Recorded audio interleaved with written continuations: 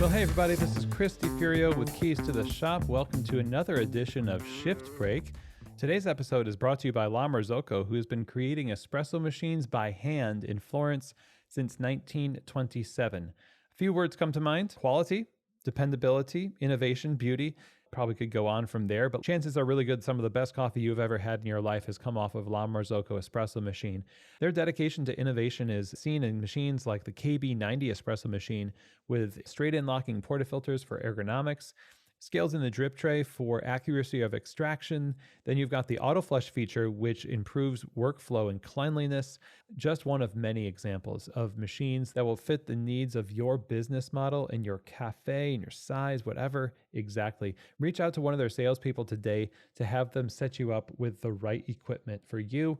info@lamarzocousa.com is the email, and be sure to check out their website as well, lamarzocousa.com.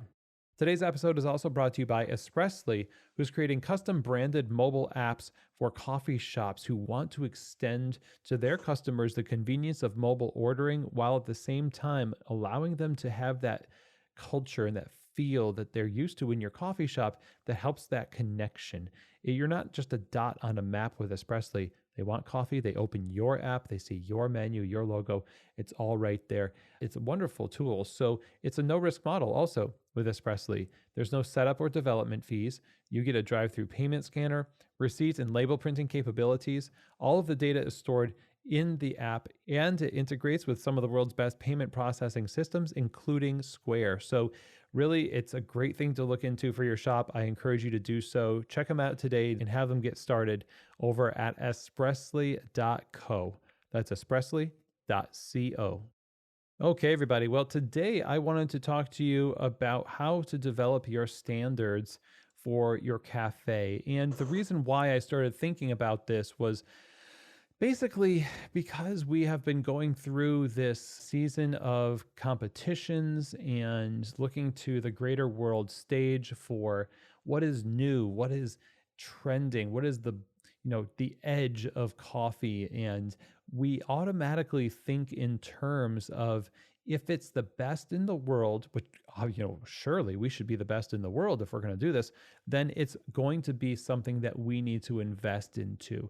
Whether, World Barista Champion used it or your local legendary shop uses it, however you determine clout and influence in the industry, there is a bit of smoke and mirrors that goes on in terms of, equipment and menu items and types of coffee that you should have in your cafe and the standards that you have for the products that you produce.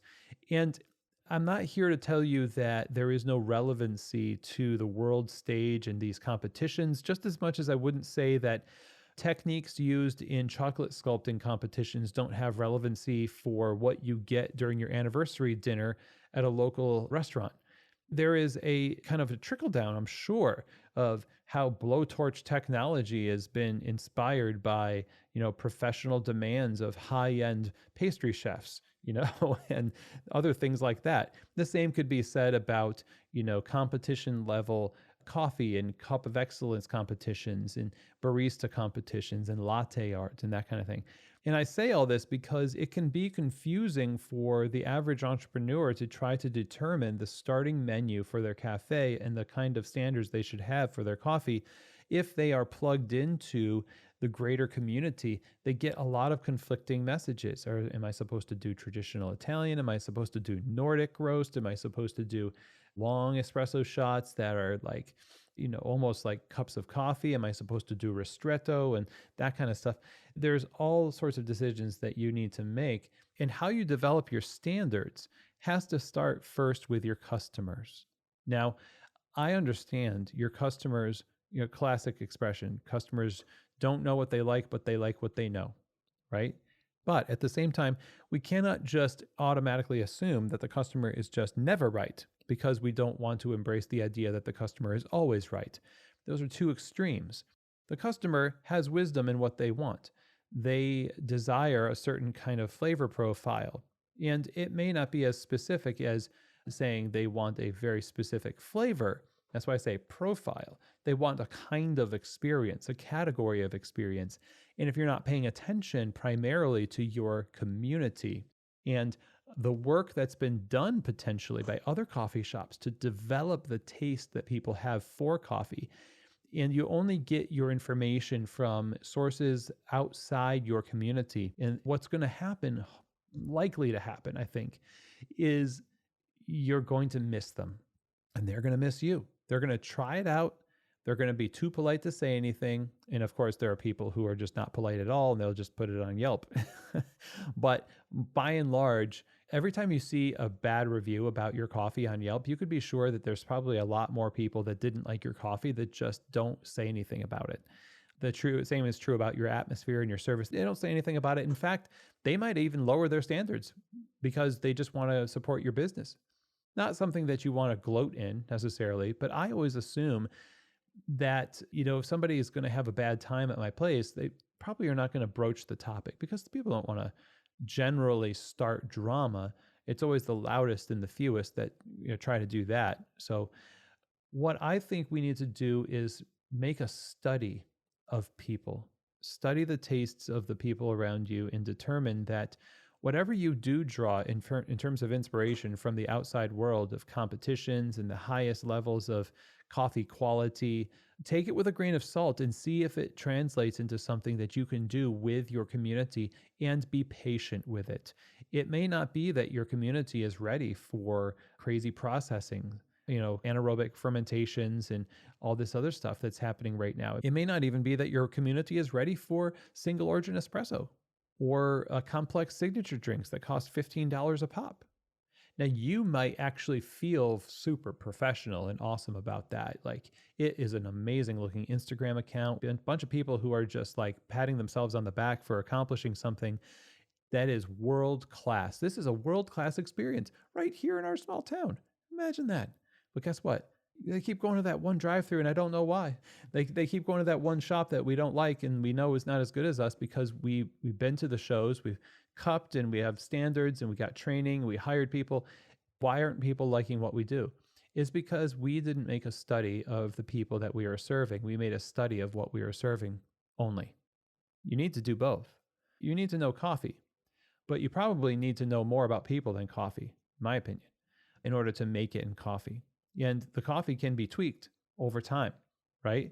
But if you don't get that right, then you're just going to tweak people the wrong way, right? So developing your standards for what you serve in the shop has to be done with deference to people's tastes.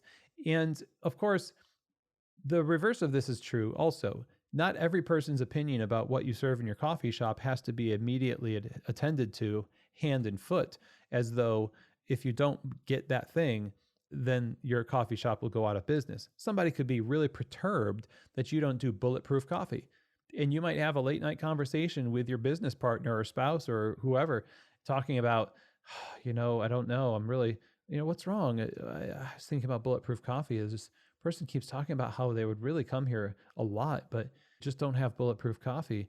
So I was thinking it wouldn't be too much if we just had like butter and a blender and did this thing. So we get ourselves into this tizzy in the opposite direction, where the, squeaky wheel customer that doesn't represent the larger, community demands our every waking mental moment, just as much as the world barista champion that we idolize thinks and we want to be just like. We take them and make them the one that dictates all the things we do.